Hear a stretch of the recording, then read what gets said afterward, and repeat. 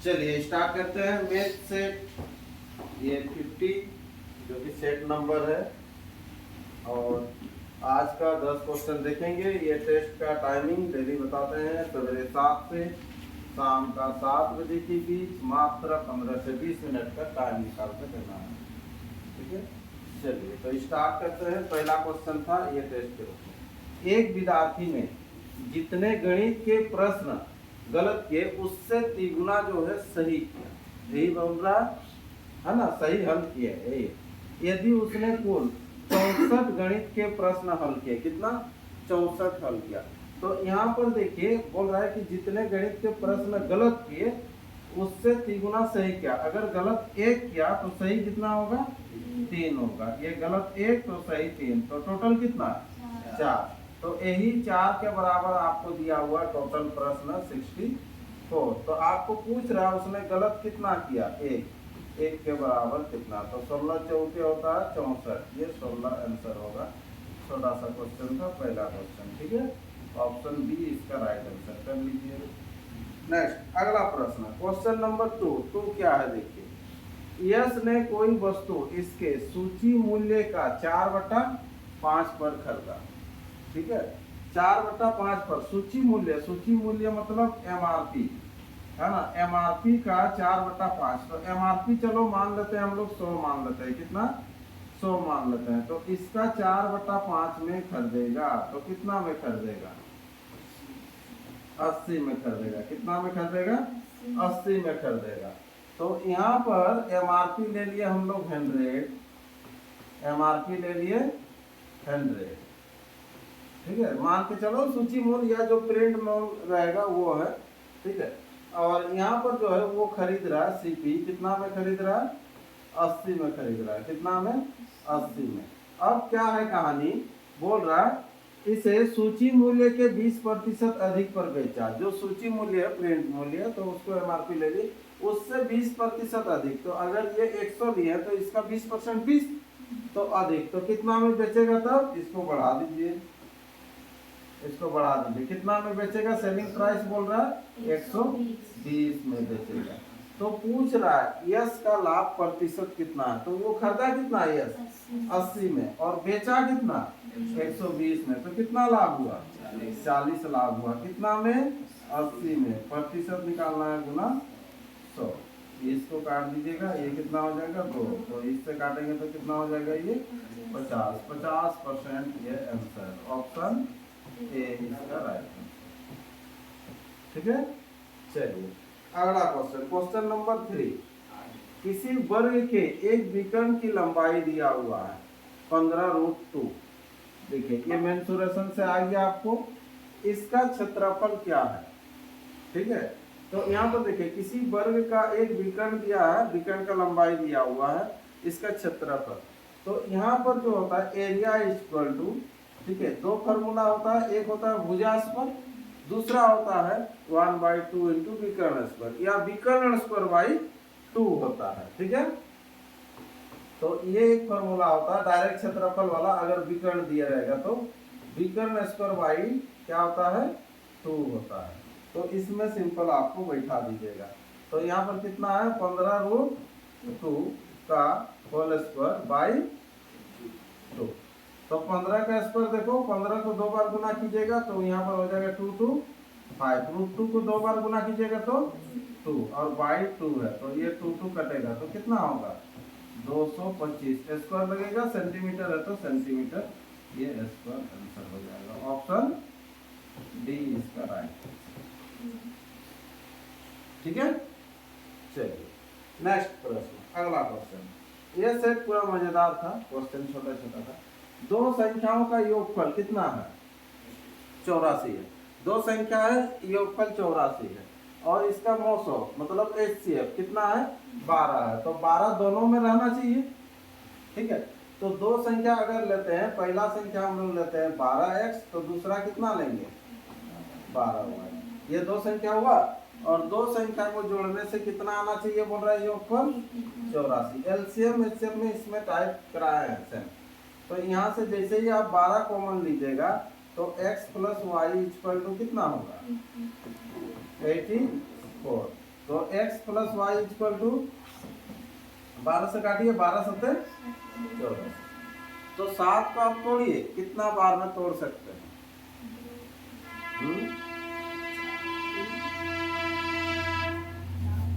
हाँ, पहले छोटा से जाओ, 1 6 होगा, 2 5 होगा, 3 4 होगा, हो गया। तो कितना युग्म आया? 3 तो 3 आंसर। ठीक है, संख्या हो जाता है, अगर देखो 1 होने से यहाँ पर हो जाता है कितना 12, और इधर कितना हो जाएगा 12 6 12। दोनों को जोड़ने से तो उतना ही आ रहा ना, है कि नहीं? और HCF भी देखो, HCF 12 है कि नहीं दोनों में?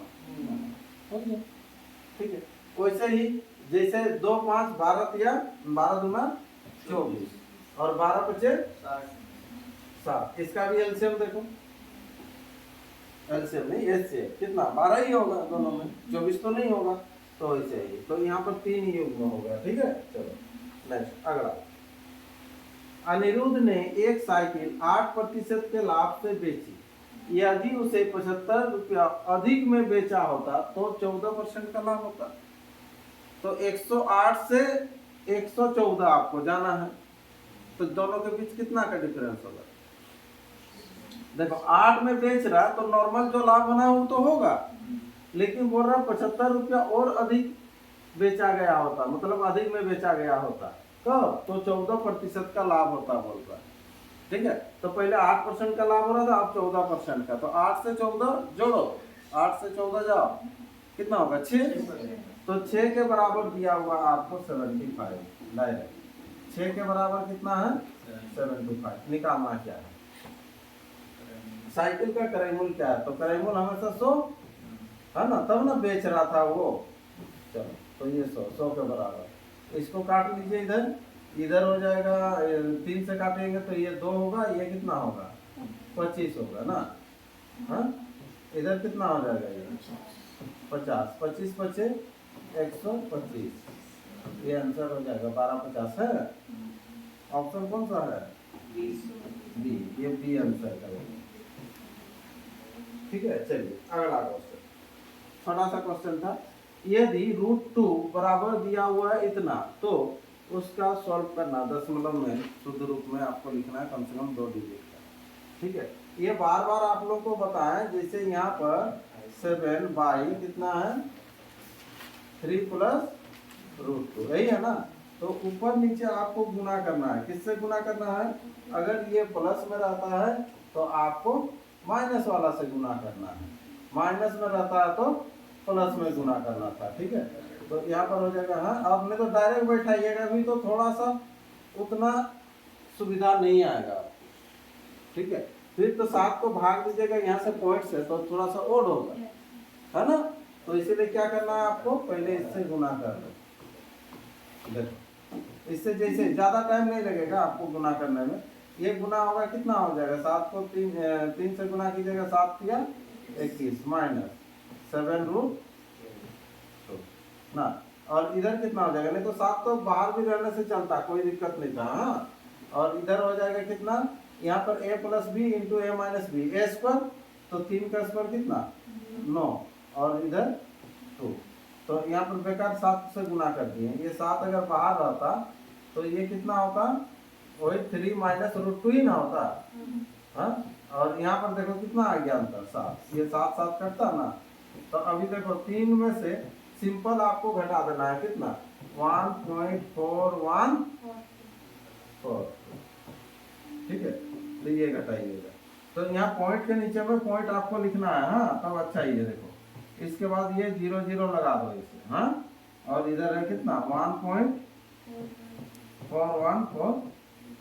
अब घटाते हुए चलो, इधर हो जाएगा कितना 8, इधर 9 से 4 जाएगा तो कितना हो जाएगा 5, इधर 9 से 1 जाएगा तो कितना होगा 8, इधर 9 से 4 जाएगा तो कितना होगा 5 ना, और इधर 1 हुआ 1.5858 ना। तो यहाँ पर लिखेंगे 1.58 की जगह 59 कर दो।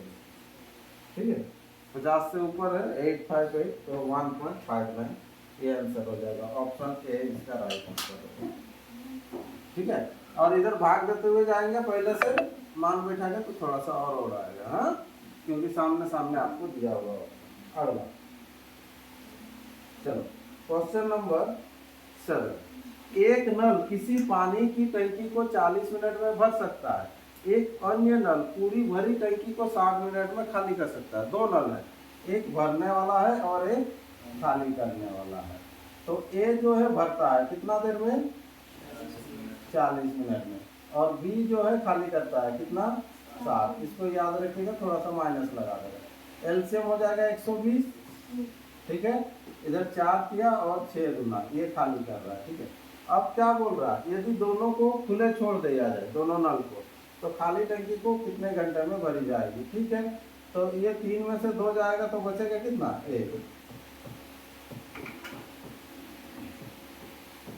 हो गया 120 ही आंसर होगा, है ना। वो 3 बाल्टी भर रहा है, ये 2 बाल्टी खाली कर रहा, तो बच रहा तो एक ही बाल्टी ना, तो एक एक करके भरेगा तो 120 लगेगा।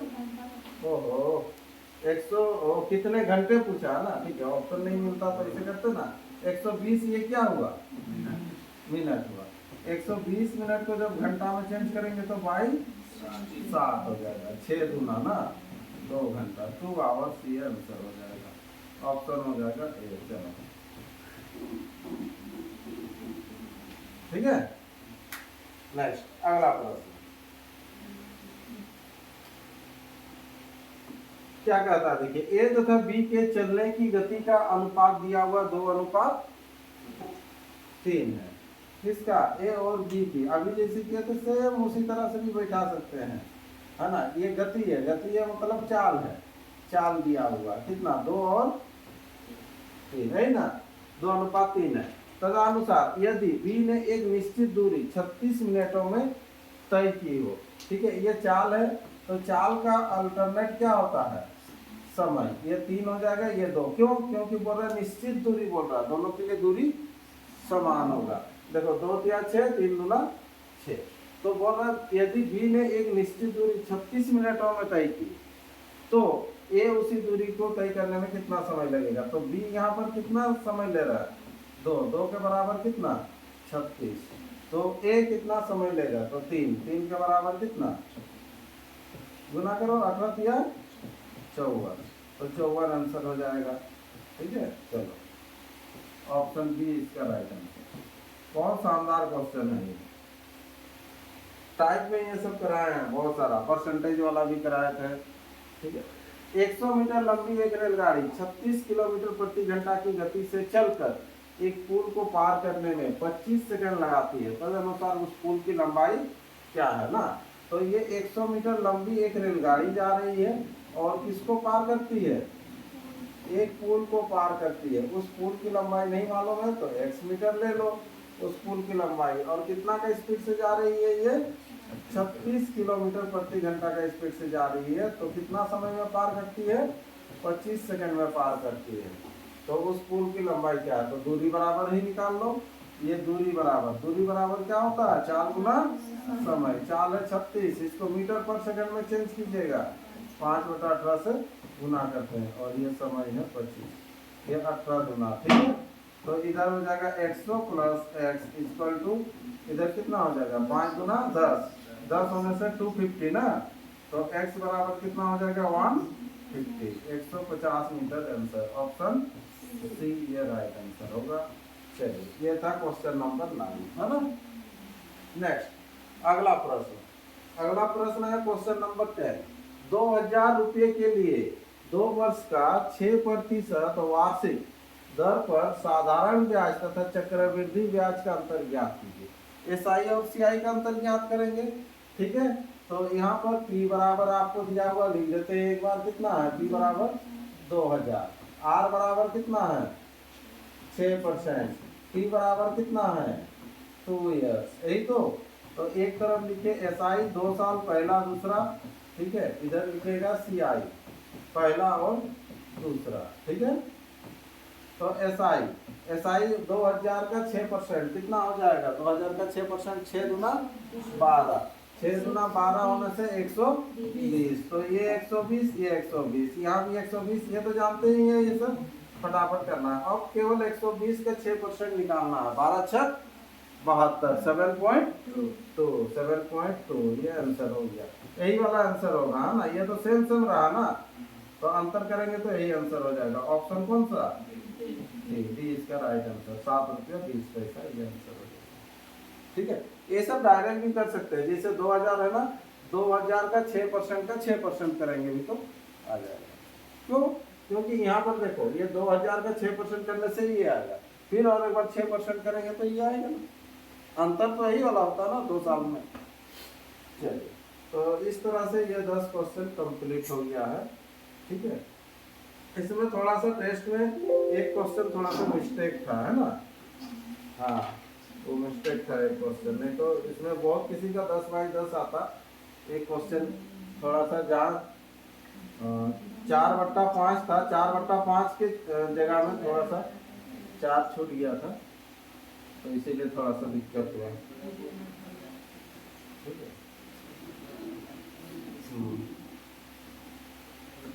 इसका रिजल्ट भी बता देते हैं, दिखा देते हैं।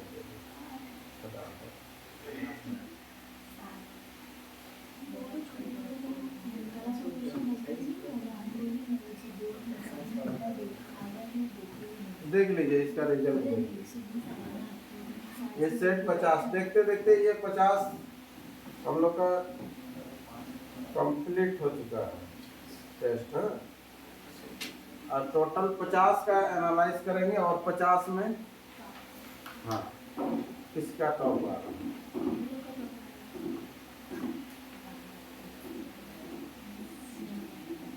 इसीलिए कंटिन्यू टेस्ट देना बोल दिया है, टेस्ट कंटिन्यू देते रहिए।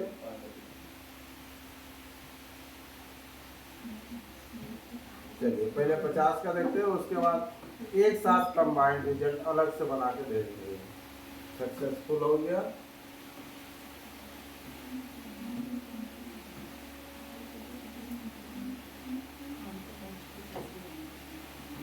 एग्जाम रिजल्ट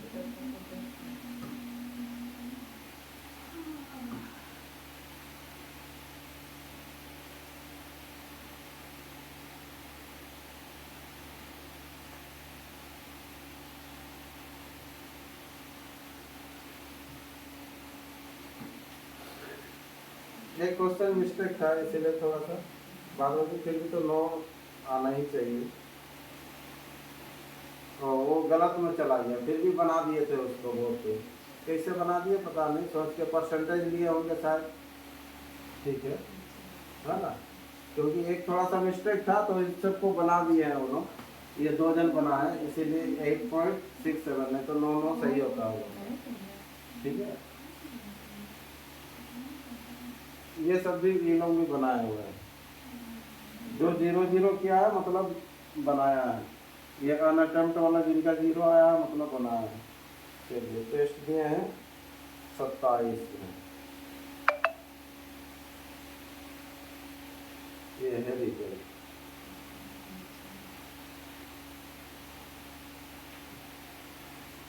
एक बार एनालाइज देख लेते हैं, टफ क्वेश्चन कौन सा था।